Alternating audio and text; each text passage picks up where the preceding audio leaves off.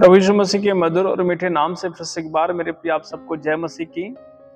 मैं आशा करता हूं कि आप सब लोग बहुत अच्छे हैं। परमेश्वर का हम धन्यवाद करते हैं। मेरे प्रिय आज हम फिर से एक बार एक महत्वपूर्ण संदेश की ओर जा रहे हैं और आज का हमारा संदेश है कि हृदय की व्यवस्था। हमारा परमेश्वर जो है हृदय की व्यवस्था से प्रसन्न होता है। साफ सुथरी भाषा में हम देखेंगे और साधारण सी भाषा में यदि इसको समझने का प्रयास करेंगे तो उसका एक ही भाषा है कि कोई भी काम करना है तो हम दिल से करें, क्योंकि इस अंतिम समय में परमेश्वर ने कहा था कि मैं अपनी व्यवस्था को मनुष्य के हृदय पे लिखूंगा और जो मेरी व्यवस्था होगी मैं उनके हृदय पे लिखूंगा। मेरे प्रियो, मैं आपके सामने में एक वचन पढ़ के सुनाता हूं। यिर्मयाह की पुस्तक 31 अध्याय का 33 वचन में इस प्रकार से लिखा है, परंतु जो वाचा मैं उन दिनों के बाद इसराइल के घराने से बांधूंगा वह यह है, मैं अपनी व्यवस्था उनके मन में समवाऊंगा और उसे उनके हृदय पर लिखूंगा और मैं उनका परमेश्वर ठहरूंगा और वे मेरी प्रजा ठहरेंगे। यहोवा की यही वाणी है। इस अंतिम समय में स्वर्ग का परमेश्वर कहता है कि मैं अपनी व्यवस्था जो है मनुष्य के हृदय पर लिखूंगा और वो व्यवस्था जो है उस पहली व्यवस्था के समान नहीं होगी, क्योंकि बाइबल कहती है यहाँ पर 31 के 31 में इस प्रकार से लिखा है, फिर यहोवा की यह भी वाणी है, सुन ऐसे दिन आने वाले हैं जब मैं इस्राएल यहूदा के घराने से नई वाचा बांधूंगा।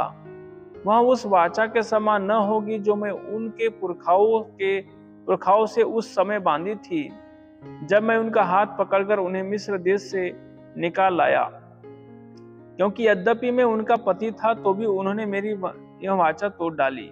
परंतु जो वाचा मैं उन दिनों के बाद इस्राएल के घराने से बांधूंगा वह यह है, मैं अपनी व्यवस्था उनके मन में समवाऊंगा और उसे उनके हृदय पर लिखूंगा और मैं उनका परमेश्वर ठहरूंगा और वे मेरी प्रजा ठहरेंगे।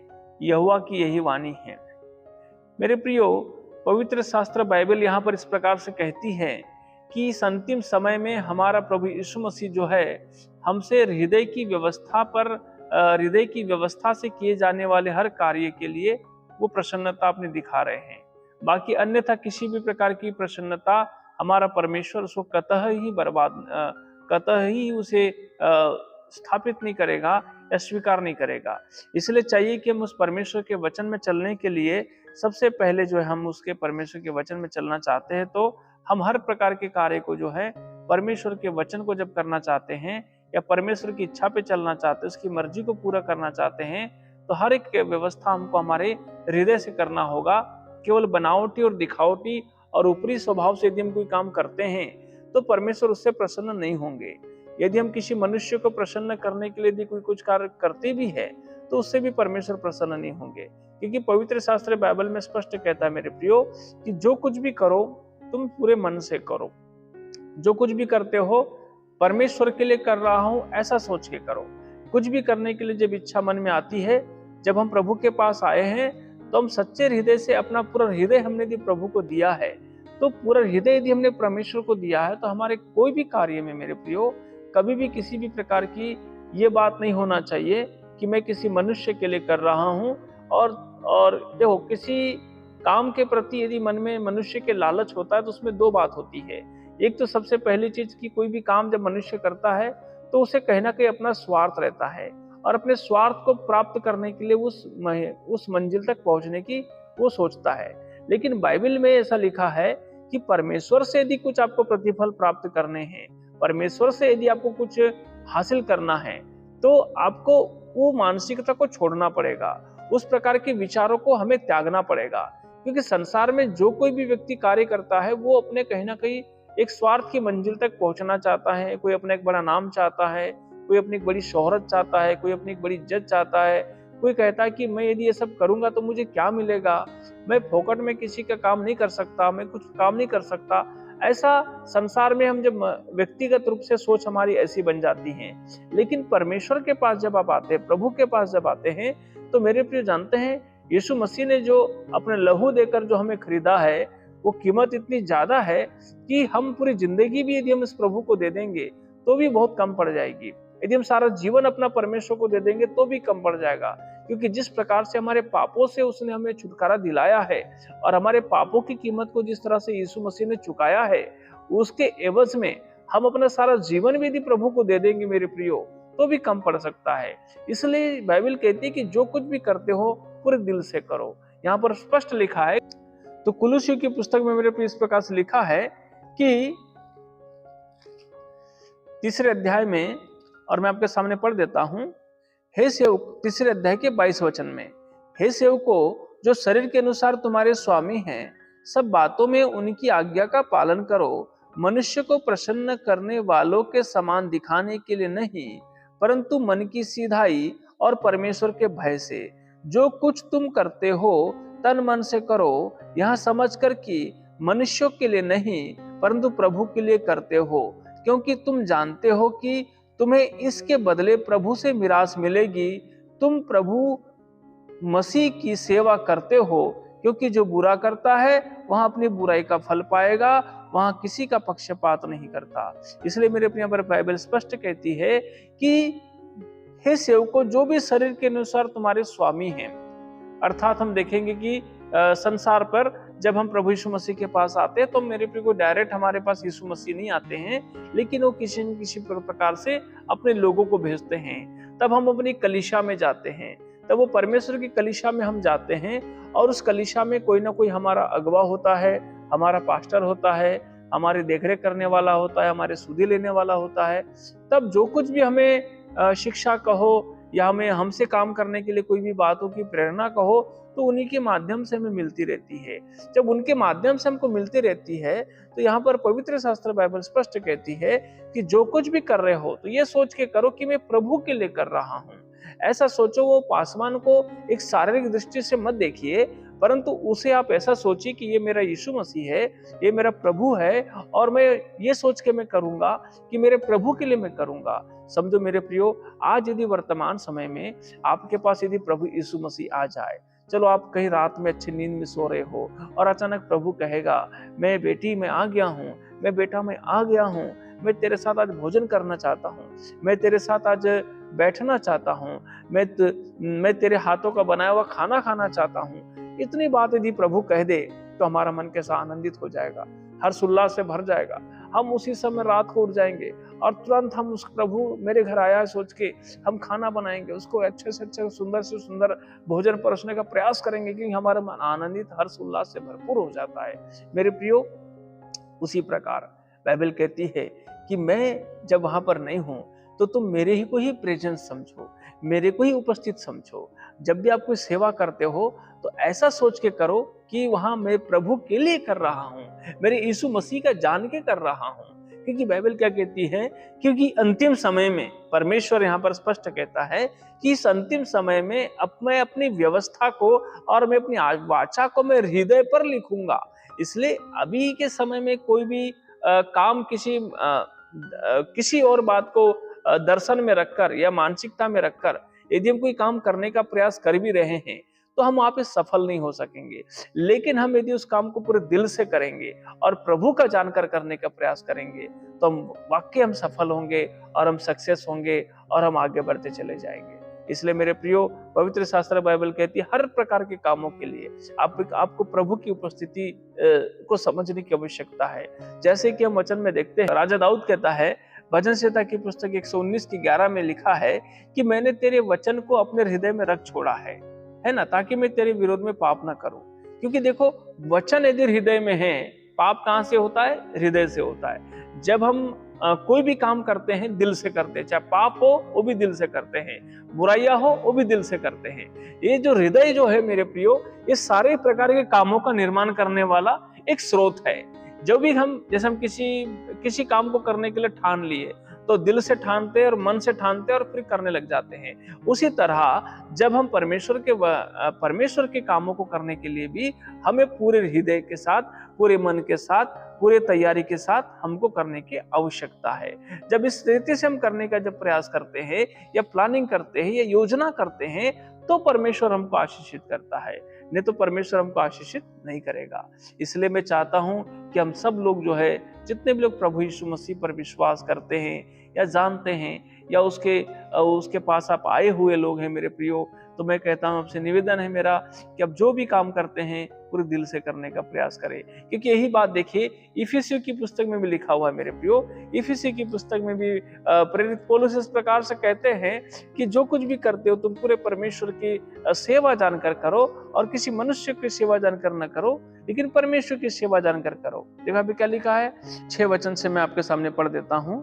मनुष्य को प्रसन्न करने वालों के समान दिखाने के लिए सेवा न करो, पर मसीह के दासों के समान मन से परमेश्वर की इच्छा पर चलो, और उस सेवा को मनुष्य की नहीं परंतु प्रभु की जानकर सच्चे हृदय से करो, क्योंकि तुम जानते हो कि जो कोई जैसा अच्छा काम करेगा, चाहे दास हो चाहे स्वतंत्र, प्रभु से वैसा ही पाएगा।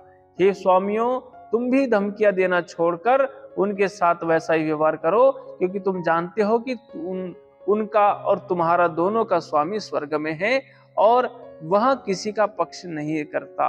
इसलिए मेरे प्रियो, बाइबल कहती है कि हम हर तरह से, चाहे परमेश्वर का सेवक हो, चाहे विश्वासी हो, चाहे पास्टर हो, चाहे कोई भी हो, हर काम को बड़े दिल से करे, बड़े मन लगा कर करे, बड़े प्यार से करे, और एक दूसरे के साथ में मेल मिलाप के साथ रहकर करे, एक दूसरे के साथ बड़े अच्छे से रहकर करे, क्योंकि बाइबल कहती है कि ऐसा करने वाले को ही प्रतिफल मिलेगा, बाकी किसी को प्रतिफल नहीं मिलेगा। इसलिए यदि हम चाहते हैं कि प्रतिफल देने वाला कौन है, हमारा परमेश्वर है जो स्वर्ग में है, और वो परमेश्वर क्या करेगा, मनुष्य के कर्म को देखकर प्रतिफल देगा, मनुष्य के कामों को देखकर प्रतिफल देगा, मनुष्य के जीवन को देखकर प्रतिफल देगा। वो परमेश्वर किसी व्यक्ति और हम अभी कोई काम करें, चलो ठीक है, उदाहरण में हम कोई सेवा करें और हम उसमें कुड़कुड़ा भी रहे हैं, हम उसमें बुड़बुड़ा भी रहे हैं, और हम दिल नहीं लगा रहे उसमें, मन नहीं लगा रहे उसमें। चलो हम चर्च में आराधना करते हैं, लेकिन मन कहीं और लगा हुआ है, आराधना करने के लिए बैठ गए। चलो हमें कोई पास्टर ने बोल दिया, चलो भाई वो जाके थोड़ा सा यार वो थोड़ा सफाई कर दो, चर्च में कुछ काम है उसको कर दो, लेकिन हम उधर जाके कुड़कुड़ा के करने लगे, उधर जाके बुड़बुड़ा के करने लगे, कुछ और कहने के लिए हमको कोई बोलता है हम कुछ और करने लग गए। इस प्रकार के जब हमारी मानसिक प्रकृति जब बदल जाती है मेरे प्रियो, तो ऐसे कामों से परमेश्वर प्रसन्न नहीं होंगे, क्योंकि बाइबल कहती है कि जब आपने कुछ किया है तो कहीं ना कहीं हमने मनुष्य को रख के किया है, कहीं ना कहीं कोई विचार हमारे दिमाग में मनुष्य का घूम रहा था, कोई ना कोई पुरानी खुन्नस हमें याद आ रही थी, कोई ना कोई हमारी दुश्मनी है जो हम निकालने का प्रयास कर रहे हैं, कोई ना कोई भड़ास है हम जो करने का कोशिश कर रहे हैं। परंतु ऐसी व्यवस्था से, ऐसे आपने चाहे बड़े पहाड़ खोदा हो, आपने बड़ा अच्छा काम किया हो, लेकिन उस समय हृदय साफ नहीं था, उस समय मन साफ नहीं था, उस समय काम करते समय एक अच्छे सोच नहीं थी, तो मेरे भी उस काम से परमेश्वर प्रसन्न नहीं होंगे। आपको उदाहरण मालूम होगा कैन और हाबिल का, है ना? तो हाबिल ने कैसा किया, सच्चे मन से परमेश्वर के लिए पहलोठे को लाया, और अपने हर प्रकार के भेड़ बकरी जानवर पशु जितने थे उसके पास, उन सब के पहलोठे लाए, क्योंकि दिल से परमेश्वर को उसने भेंट चढ़ाया, और परमेश्वर उसकी भेंट को ग्रहण करके खुश हो गया। लेकिन दूसरा उसका भाई कैन था, वो कैसा किया, उसके मन में कुड़कुड़ाहट थी, उसके मन में बुड़बुड़ाहट थी, इसलिए क्या किया उसने मात्र थोड़ा सा लेके गया, कुछ लेके गया। वहां पे लिखा है कि उसने कुछ लेके गया, और देखो परमेश्वर दोनों के मन को देख रहा था। परमेश्वर ने हाबिल के मन को देखा, फिर इसके बाद परमेश्वर ने कैन के मन को देखा, लेकिन परमेश्वर हाबिल के मन से प्रसन्न हुआ, पर कैन के मन से परमेश्वर प्रसन्न नहीं हुआ।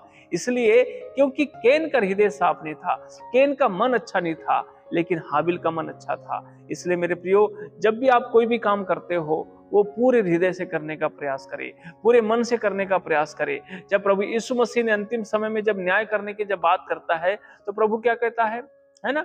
मैं भूखा था, तुमने मुझे खाना दिया, मैं प्यासा था, तुमने मुझे पानी पिलाया, मैं नंगा था, तुमने मुझे कपड़े पहनाए, मैं बंदी गृह में था, तुम मेरे सुधि लिए, और मैं रोगशैया में पड़ा था, तुमने मुझे देखने के लिए आए, मेरे रोगों को इलाज किया, सब किया। प्रभु ने कहा, धर्मी लोग बोले प्रभु से, प्रभु हमने कब किया तेरे सामने, तेरे साथ में कब किया? तो प्रभु ने क्या कहा, तुमने किसी एक छोटे से छोटे के साथ किया, मेरे साथ किया। उन धर्मियों को प्रभु यीशु मसीह ये कहा, क्योंकि तुमने जो काम किया है वो मुझे जानकर किया है।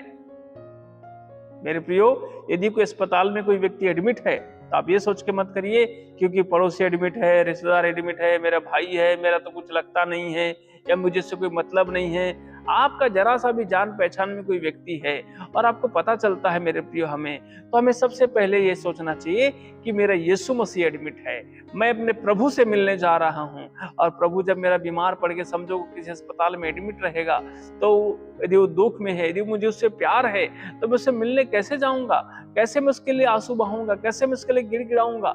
ऐसा सोच, ऐसी भावना रखकर हमें हर सेवा जो है प्रभु यीशु मसीह की सेवा जानकर करनी है। तब जाकर मेरे प्रिय को स्वर्ग में प्रतिफल मिलेगा, तब हमको स्वर्ग राज्य में आनंद, खुशी, उत्साह के साथ हमको प्रभु रखेगा।